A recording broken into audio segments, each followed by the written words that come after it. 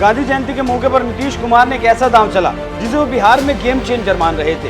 हालांकि जातीय जनगणना का कदम बहुत ज्यादा सोच समझकर उठाया गया था, ऐसा लगता नहीं, क्योंकि कांग्रेस जब सत्ता में आई थी तब उसने भी जातीय जनगणना करवाई थी, लेकिन जनता के सामने वो उसे पेश नहीं कर पाई। कर्नाटक में सिद्धरामैया सरकार ने अपने पिछले कार्यकाल के दौरान जनगणना करवाई थी, लेकिन दोबारा सत्ता में लौटने के बाद भी जनता को वो रिपोर्ट नहीं दिखाई गई। लेकिन नीतीश सरकार ने फौरी तौर पर जनगणना करवाई थी और उसकी रिपोर्ट जनता के सामने रख भी दी। हालांकि मामला सुप्रीम कोर्ट में है और उसके ऊपर काले बादल छाए हैं, लेकिन जिसे नीतीश कुमार ने गेम चेंजर मुद्दा माना था, बीजेपी ने उसका अब तोड़ निकाल लिया है और एक ऐसा दांव चला है, अगर दांव सटीक बैठ गया तो नीतीश तेजस्वी की जो जोड़ी है तो उसका बंटाधार होना तय है। कौन सा तीर निकाला है बीजेपी ने अपने तर्कस से, आज उसी पर बात करेंगे।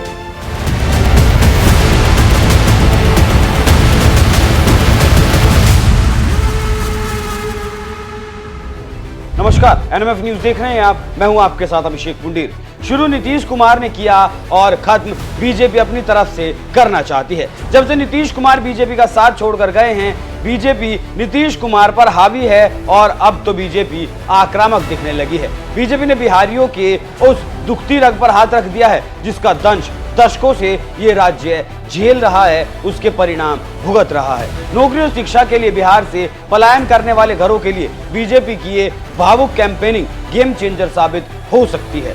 दरअसल बीजेपी ने एक कैंपेन चलाया है जिसका नाम रखा गया है बदलेंगे सरकार बदलेंगे बिहार। में बिहारी युवाओं को बेरोजगारी, पलायन और नौकरी को लेकर गुस्सा नीतीश कुमार और तेजस्वी यादव की जातिवादी दांव पर अब भारी पड़ सकता है। बिहार से पलायन रोकेगी बीजेपी।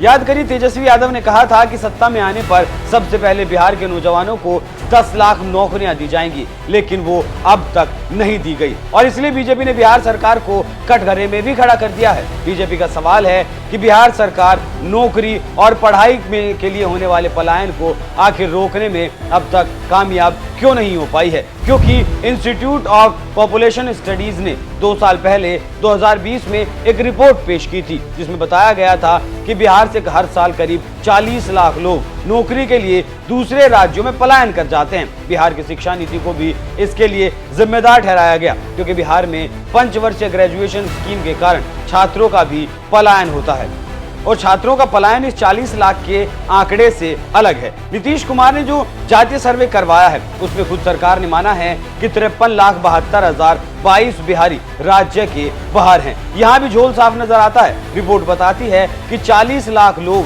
हर साल नौकरी के लिए पलायन कर रहे हैं, लेकिन बिहार सरकार ने 53,72,000 का ही आंकड़ा जारी किया। इसलिए ही इस सर्वे पर लगातार सवाल भी उठते आए हैं। जनगणना ने ये तो बता दिया कि किस जाति के कितने लोग बिहार में मौजूद हैं, लेकिन ये नहीं बताया कि उन लोगों की आर्थिक स्थिति क्या है। Centre for monitoring of Indian economy ने मार्च में बेरोजगारी दर 7.8% होने की जानकारी दी थी। बिहार से लगातार पलायन हो रहा है, इस बात से इनकार नहीं किया जा सकता और बीजेपी लगातार इसी जख्म को कुरेदने में लगी भी है। बीजेपी का बदलेंगे सरकार बदलेंगे बिहार की जो शुरुआत की गई है वो इसलिए ही की गई है जिससे लोगों को बताया जाएगा कि नीतीश सरकार लोगों को रोजगार देने में नाकाम रही है और जो उनके साथ तेजस्वी यादव जो उप मुख्यमंत्री हैं, उससे पहले उनके पिताजी लालू प्रसाद यादव की सरकार हुआ करती थी और बिहार में करीब 33 साल से लालू और नीतीश का ही शासन चलता आया है। उसके बावजूद भी पिछड़ों को उनका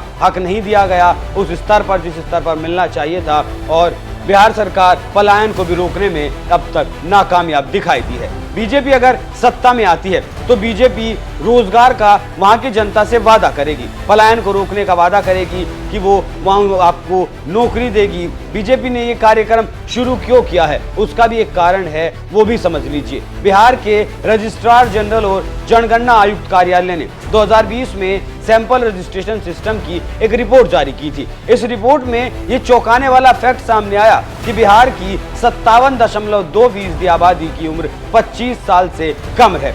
हाल ही में बिहार में जनगणना करवाई गई जिसमें पता चला कि बिहार की आबादी 13 करोड़ है। इस लिहाज से 6.5 करोड़ से ज्यादा की जनसंख्या बिहार में युवा है। इनमें से अधिकतर युवा रोजगार की तलाश में हैं और बीजेपी तो वैसे भी पिछले 9.5 सालों से युवाओं के लिए लगातार काम कर रही है और वो अलग अलग योजनाएं चला रही है, अलग अलग प्रोग्राम चला रही है और इसका वो लगातार प्रचार भी कर रही है। तो बीजेपी बिहार के युवा को अपनी केंद्र की नीतियों के आधार पर यह विश्वास दिला सकती है कि वो उन्हें रोजगार देने में सक्षम है, ऐसा कहा जा सकता है। और कहा यह भी जा सकता है कि जातीय जनगणना का जो मास्टर स्ट्रोक नीतीश कुमार ने चला है उसके ऊपर बीजेपी का यह दांव भारी पड़ सकता है, क्योंकि नीतीश की जनगणना को सुप्रीम कोर्ट के दरवाजे पर है और लगातार बिहार के नेता ही उस पर सवाल भी उठा रहे हैं। यहाँ तक कि कई तरह के उस पर आरोप भी लग चुके हैं। नीतीश कुमार की सरकार पर जनगणना को लेकर कई तरीके के लगातार आरोप लग रहे हैं। अब देखना यह होगा